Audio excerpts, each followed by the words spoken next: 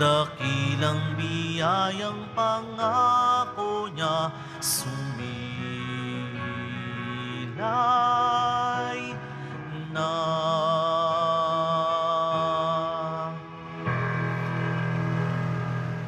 Mga kapatid, simulan po natin ang ating pagdiriwang sa ngalan ng Ama, ng Anak at ng Espiritu Santo. Amen. Ang pagpapala at kapayapaan mula sa Diyos na Ama natin at sa Panginoong Hesukristo nawa ay sumainyo. At sumaiyo rin. Sa mga sumusubaybay po sa atin sa pamamagitan ng live stream sa Facebook, YouTube, Twitter at TV Maria, magandang umaga po sa inyong lahat. At sa mga kapatid nating nasa ibang panig ng daigdig, isang mapagpalang araw po sa inyo.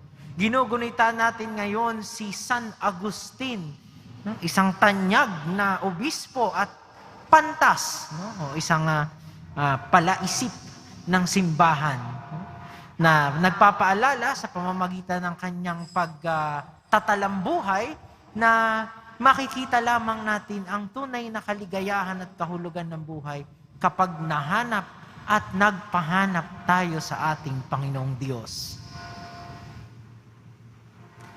Mga kapatid, tinipon tayo bilang kaanib ng angkan ng Diyos. Kaya dumulog tayo sa maawaing Panginoong nagpapatawad ng lubos. Sinugong tagapagpagaling sa mga nagsisisi, Panginoon, kaawaan mo kami. Panginoon, kaawaan mo kami. Dumating na tagapag-anyayang mga makasalanan ay magsisi, Kristo, kaawaan mo kami. Kristo, kaawaan mo kami. Nakaluklok ka sa kanan ng Diyos Ama para ipamagitan kami, Panginoon, kaawaan mo kami. Panginoon, kaawaan mo kami. Kaawaan tayo ng makapangyarihang Diyos, patawarin tayo sa ating mga kasalanan at patnubayan tayo sa buhay na walang hanggan. Amen. Manalangin tayo. Ama naming mapagmahal, ipagkaloob mo sa iyong sambayanan ang panibagong bugso ng Espiritu na pumuspos kay San Agustin. Malubos nawa sa amin ang pananahan ng Espiritu upang ikaw na batis ng karunungan ay magbunsod ng aming pananabik at ikaw na bukal ng buhay ay aming masaliksik. Sa pamamagitan ni Hesukristo, kasama ng Espiritu Santo, magpasawalang hanggan. Amen. Pagbasa mula sa unang sulat ni Apostol San Pablo sa mga taga-Tesalonika. Mga kapatid, hindi na kailangang paalalahanan pa kayo tungkol sa pag-ibig na dapat iukol sa mga kapatid sa pananampalataya. Yamang itinuturo na sa inyo ng Diyos kung paano kayo mag-iibigan. At ito nga ang ginagawa ninyo sa mga kapatid sa Macedonia. Gayunman, ipinakikiusap pa rin namin sa inyo mga kapatid na pag-ibayuhin ninyo ang inyong pag-ibig. Pagsikapan ninyong mamuhay ng tahimik. Ang inyong harapin ay ang sarili ninyong gawain. Magpagal kayo para sa inyong ikabubuhay, tulad ng sinabi namin sa inyo. Ang salita ng Diyos. Salamat sa Diyos. Poong hukom ay darating, taglay katarungan natin. Poong hukom ay darating, taglay ang katarungan natin. Umawit ng bagong awit at sa poon ay ialay. Pagkat yaong ginawa niya ay kahangahangang tunay. Sa sariling lakas niya at taglay na kabanalan, walang hirap na natamo, yaong hangad na tagumpay. Poong hukom ay darating, taglay ang katarungan natin. Umingay ka karagatan at lahat ng lumalangoy. Umawit ang daigdigan at lahat ng naroroon. Umugong sa palakpakan pati yaong kalaliman. Umawit ding nagagalak ang lahat ng kabundukan. Poong hukom ay darating, taglay ang katarungan natin. Pagkat siya'y dumarating maghahari sa daigdig, taglag niya'y katarungan at paghatol na matuwid. Poong hukom ay darating, taglay ang katarungan natin.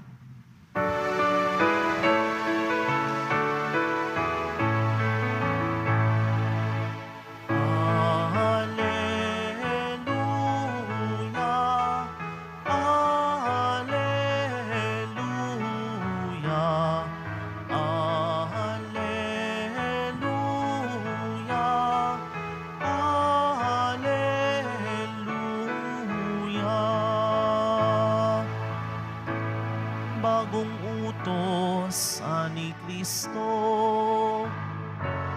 Mag-ibigan sana kayo, katulad ng pag-ibig ko. Alleluia, Alleluia, Alleluia,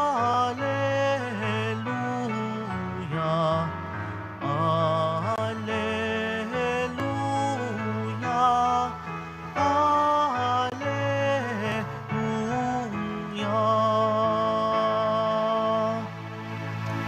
Sumainyo ang Panginoon. At sumainyo rin. Ang mabuting balita ng Panginoon ayon kay San Mateo. Papuri sa iyo, Panginoon. Noong panahong iyon, sinabi ni Jesus sa kanyang mga alagad ang talinghagang ito. Ang paghahari ng Diyos ay maitutulad dito. May isang taong maglalakbay, kaya tinawag niya ang kaniyang mga alipin at ipinagkatiwala sa kanila ang kaniyang ari-arian. Binigyan niya ng salapi ang bawat isa ayon sa kanya-kanyang kakayahan. Binigyan niya ang isa ng 5,000 piso, ang isa na may 2,000 piso, at ang isa pa'y 1,000 piso. Pagkatapos, siya'y umalis. Humayo agad ang tumanggap ng 5,000 piso at ipinangalakal iyon. At nagtubo siya ng 5,000 piso. Gayon din naman, ang tumanggap ng 2,000 piso ay nagtubo ng 2,000 piso.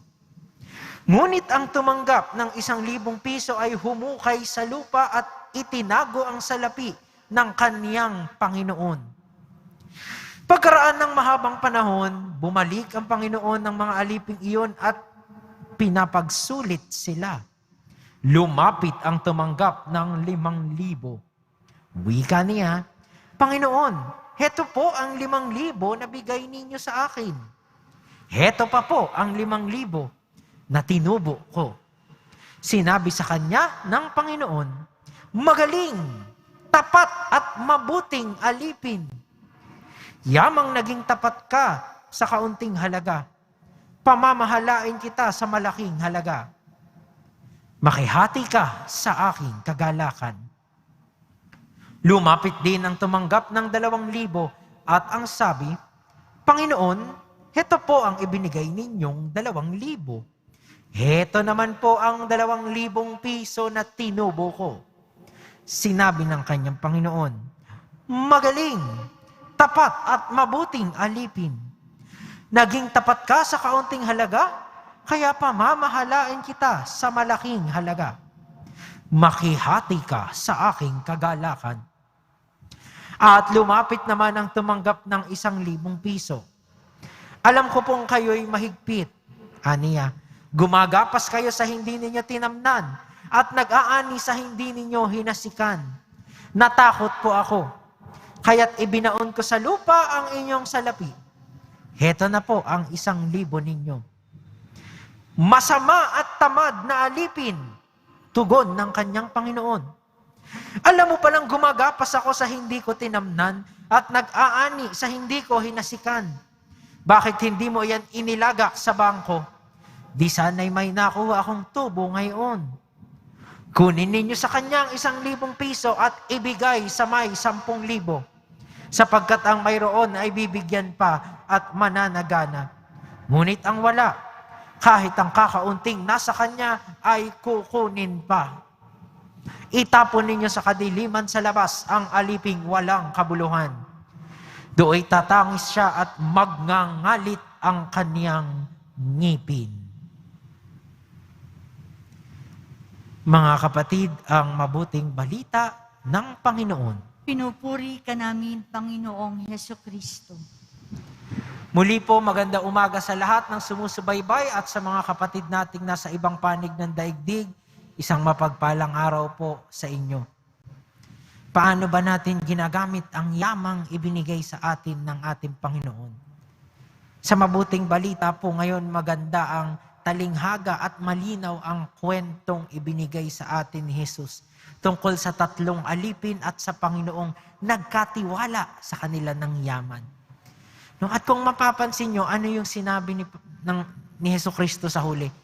Kung sino man ang mayroon, Kung sino man ang nagpalago ng kung anumang ipinagkatiwala, ay siyang higit pa na magkakaroon.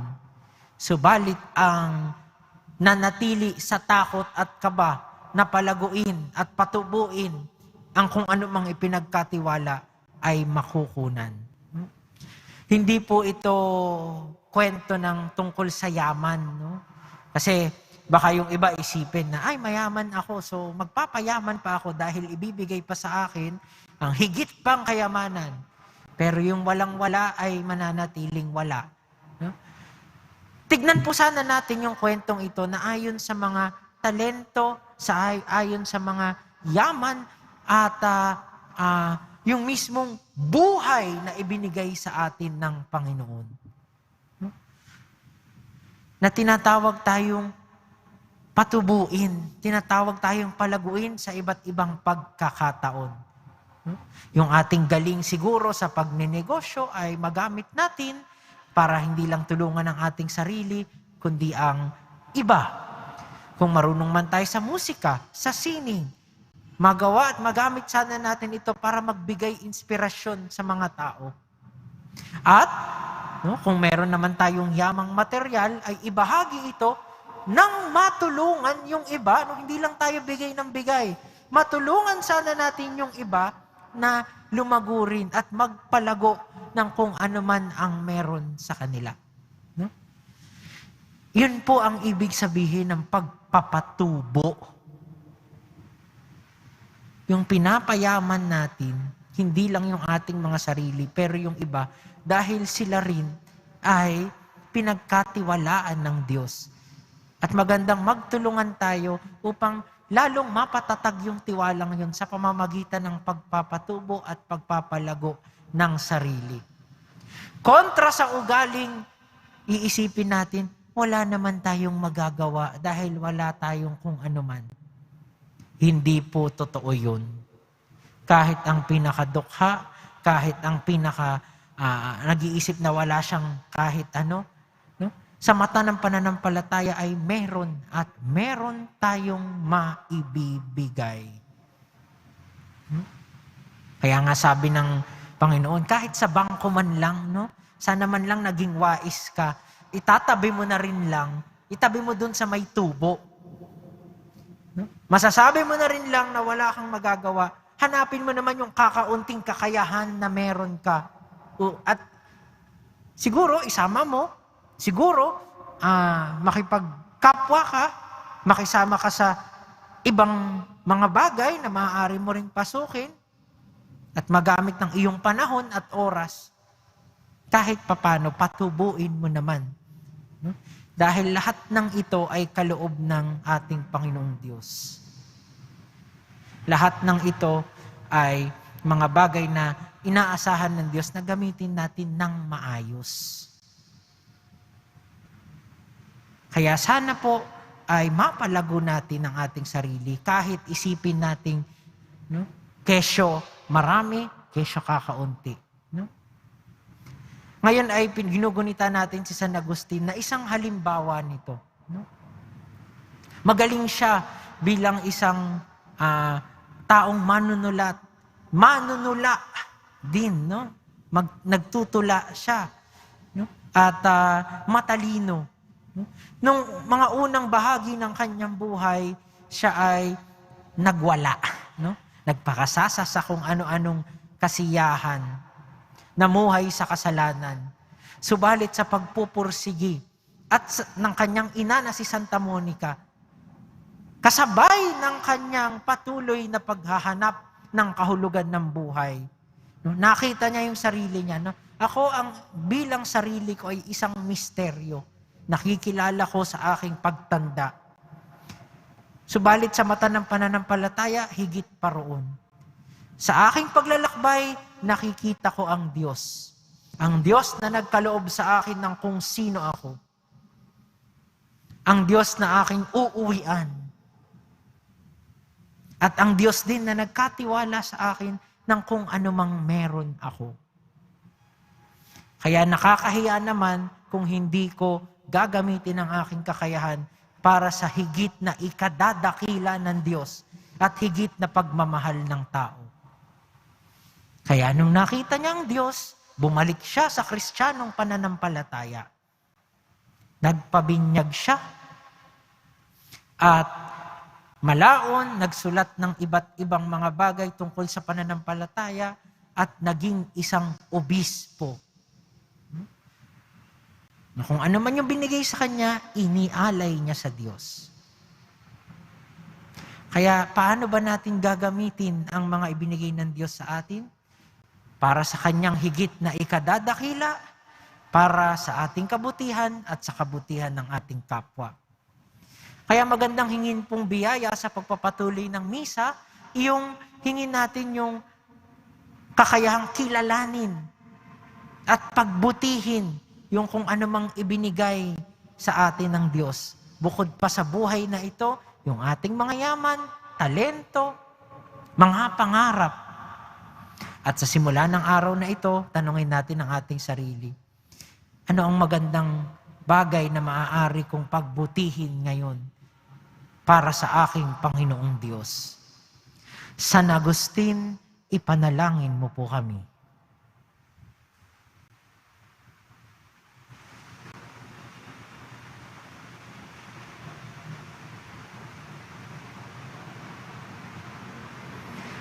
Minamahal kong mga kapatid, sa ating pagharap sa luklukan ng paghatol ng Diyos, isusulit natin ang wastong paggamit o pagwawaldas ng mga biyayang ipinagkatiwala sa atin. Sa panalangin, hilingin natin ang tulong ng ating tagapaglikha. Panatilihin mong nag-aalab ang aming buhay para sa iyo, O Panginoon. Panatilihin mong nag-aalab ang aming buhay para sa iyo, O Panginoon. Ang marami at ibang biyaya ng kanyang mga kasapi, naway mapakinabangan ng simbahan. Manalangin tayo. Panatilihin mong nag-aalab ang aming buhay para sa iyo, O Panginoon. Ang mga opisyal ng gobyerno, naway igalang ang plano ng Diyos sa pamamagitan ng pagtatanggol at pagtataguyod sa kahalagahan ng sangnilikha. Manalangin tayo. Panatilihin mong nag-aalab ang aming buhay sa iyo, O Panginoon. Ang lahat ng tao naway magsalo-salo sa biyaya ng lupa at makiisa ang bawat tao sa pagkakaroon ng makatao at mayamang kaunlaran sa ating bansa. Manalangin tayo. Panatilihin mong nag-aalab ang aming buhay para sa iyo, O Panginoon. Ang mga doktor, mga nurse at yaong mga nasa pangangalaga ng kalusugan, naway gamitin ang likas na biyayang bigay sa kanila upang dalhin ang pag-ibig at habag ni Kristo sa mga dukha, nalulumbay, may sakit at mga bilanggo. Manalangin tayo. Panatilihin mong nag-aalab ang aming buhay para sa iyo, O Panginoon. Sa ating mga mahal na yumaong kamag-anak at kaibigan, naway ipagkaloob ang walang hanggang kapahingahan. Manalangin tayo.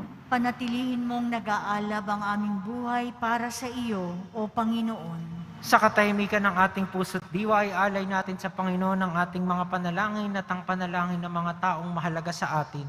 Isama na rin po natin sa ating mga dasal, lalong-lalo na ngayon, ang mga frontliners at health workers na patuloy na tumutugon sa tawag na magpagaling ng may sakit sa kabila ng kanila ring sariling mga paghihirap at mga panganib na hinaharap. Manalangin tayo.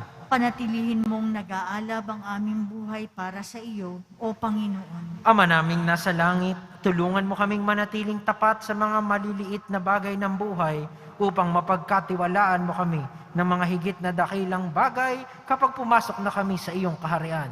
Hinihiling namin ito sa pamamagitan ni Kristong aming Panginoon. Amen.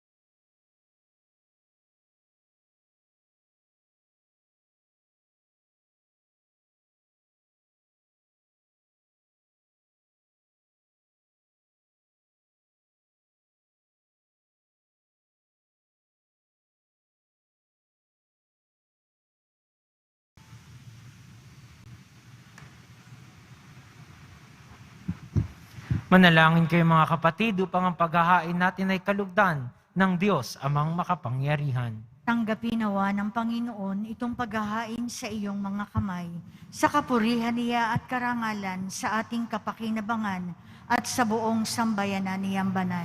Ama naming lumikha, sa pagdiriwang namin sa pagtubos ng iyong anak sa amin, maihain nawa ngayong ginugunita si San Agustin, ang pakikinabang sa matapat na pagsasama, sa panandang ito ng pag-ibig at pagkakaisa, sa pamamagitan ni Jesucristo, kasama ng Espiritu Santo, magpasawalang hanggan. Amen. Sumainyo ang Panginoon. At sumaiyo rin. Itaas sa Diyos ang inyong puso at diwa. Itinaas na namin sa Panginoon. Pasalamatan natin ang Panginoong ating Diyos. Marapat na siya ay pasalamatan. Ama naming makapangyarihan, tunay ngang marapat na ikaw ay aming pasalamatan sa pamamagitan ni Jesucristo na aming Panginoon.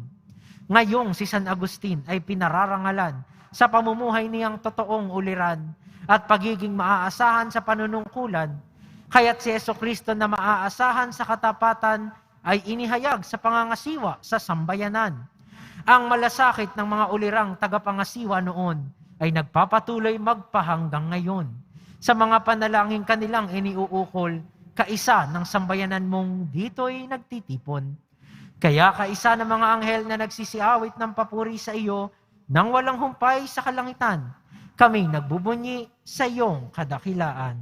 Santo, Santo, Santo, Panginoong Diyos ng mga hukbo, napupuno ang langit at lupa ng kadakilaan mo, o sana sa kaitaasan.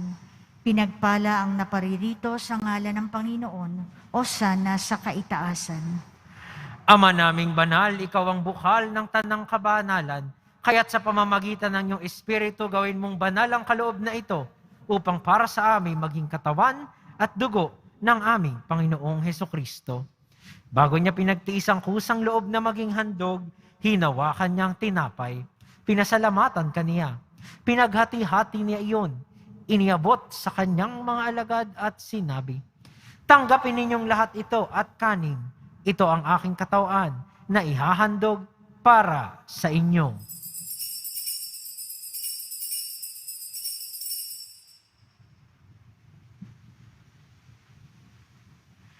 Gayun din naman, nung matapos ang hapunan, hinawakan niya ang kalis. Muli, kaniyang pinasalamatan. Iniabot niya ang kalis sa kanyang mga alagad at sinabi, "Tanggapin ninyong lahat ito at inumin. Ito ang kalis ng aking dugo, ng bago at walang hanggang tipan. Ang aking dugo na ibubuhos para sa inyo at para sa lahat, sa ikapagpapatawad ng mga kasalanan. Gawin ninyo ito sa pag-alala sa akin."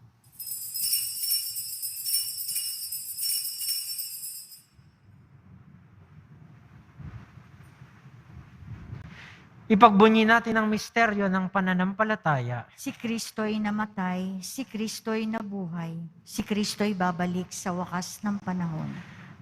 Ama, ginagawa namin ngayon ang pag-alala sa pagkamatay at muling pagkabuhay ng iyong anak. Kaya't iniaalay namin sa iyo ang tinapay na nagbibigay buhay at ang kalis na nagkakaloob ng kaligtasan. Kami nagpapasalamat dahil kami iyong minarapat na tumayo sa harap mo para maglingkod sa iyo. Isinasamo namin kaming magsasalo-salo sa katawan at dugo ni Kristo ay mabuklod sa pagkakaisa sa pamamagitan ng Espiritu Santo. Ama, lingapin mo ang iyong simbahang laganap sa buong daigdig. Puspusin mo kami sa pag-ibig. Kaisa ni Francisco na aming Papa at ni Jose na aming Obispo at ng Tanang Kaparian. Alalahanin mo rin ang mga kapatid naming nahimlay nang may pag-asang sila'y muling mabubuhay, lalong-lalo na si Pascual. Gayon din ang lahat ng mga pumanaw.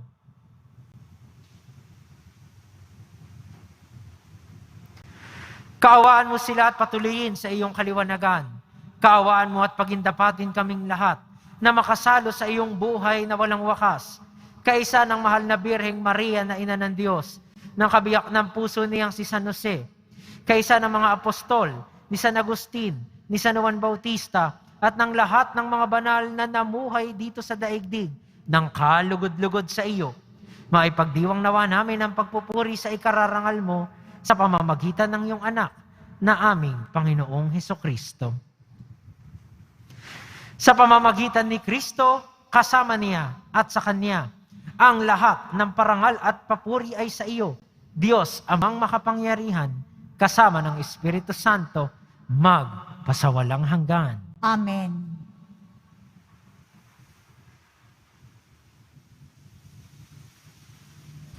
Sa tagubilin ng mga nakagagaling na utos at turo ni Jesus na Panginoon natin at Diyos, ipahayag natin ng lakas loob.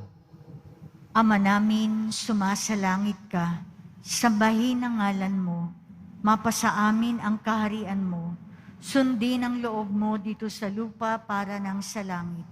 Bigyan mo kami ngayon ng aming kakanin sa araw-araw, at patawarin mo kami sa aming mga sala, para ng pagpapatawad namin sa nagkakasala sa amin, at huwag mo kaming ipahintulot sa tukso, at iadya mo kami sa lahat ng masama.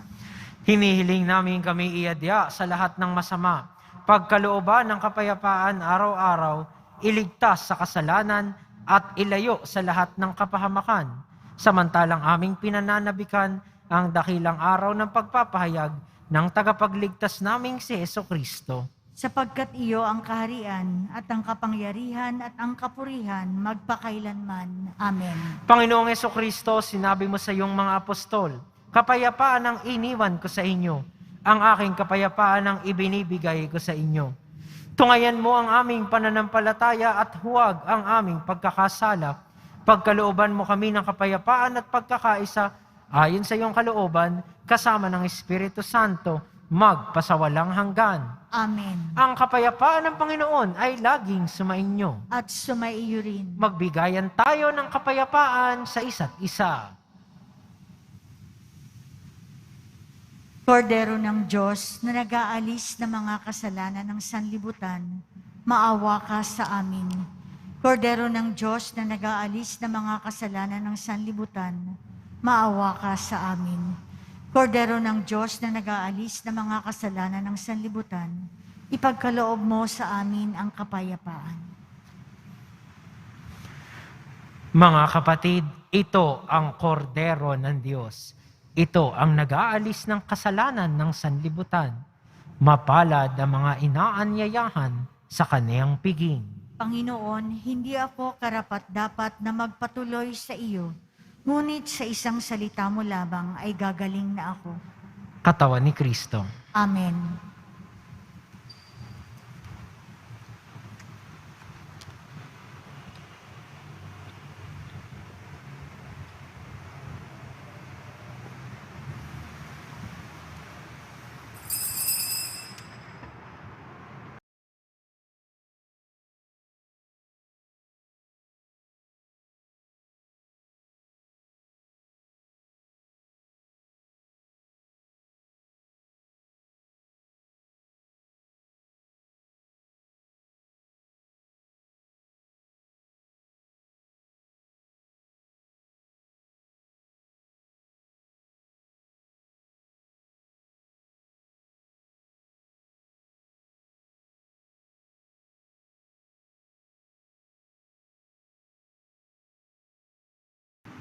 Manalangin tayo. Ama naming mapagmahal, ang pakikinabang namin sa hapag ni Kristo ay magpabanal nawa sa amin, upang kaming mga kaanib niyang tumanggap sa Kanya ay maging talagang siya sa pamamagitan din niya, kasama ng Espiritu Santo, magpasawalang hanggan. Amen. Sumainyo ang Panginoon. At sumaiyo rin. Sa inyo pong mga tahanan at opisina magsiyuko para sa pagbabasbas. Mahal na pong Jesus Nazareno, inihayag mo sa pamamagitan ng krus ang walang maliw na pag-ibig ng Diyos sa sangkatauhan. Pakinggan mo ang kahilingan ng iyong angkan na nagsusumamo sa iyo. Makamtan nawa nila ang iyong katugunan at tanggapin ang kasagutan na may utang na loob na tinatanaw. Sa pamamagitan ng bendisyong ito, naway maalaala nila ang mga pangako nila noon sa binyag na ikaw ang kanilang iibigin at paglilingkuran bilang Panginoon, magpasawalang hanggan. Amen. At pagpalain nawa tayo ng ating makapangyarihan at mapagmahal na Diyos, Ama, Anak, at Espiritu Santo. Amen. Tapos na ang misa, humayo kayong taglay ang pag-ibig at kapayapaan ng ating mahal na pong Jesus Nazareno. Salamat sa Diyos. Magandang umaga po sa inyong lahat.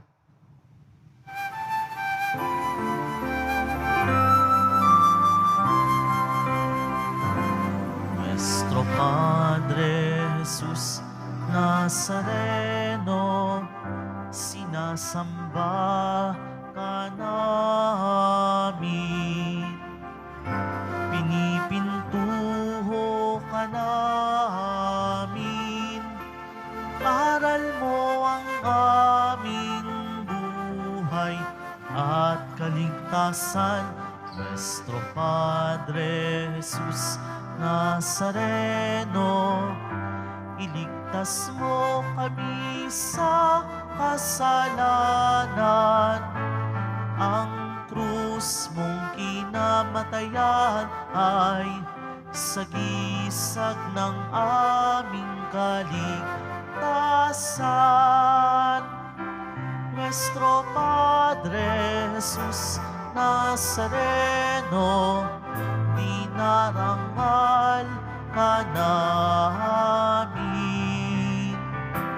Nuestro Padre Jesus Nazareno, nilulwalhati ka namin. Nuestro Padre Jesus Nazareno, dinarangal ka namin. Nuestro Padre Jesus Nazareno, nilulwalhati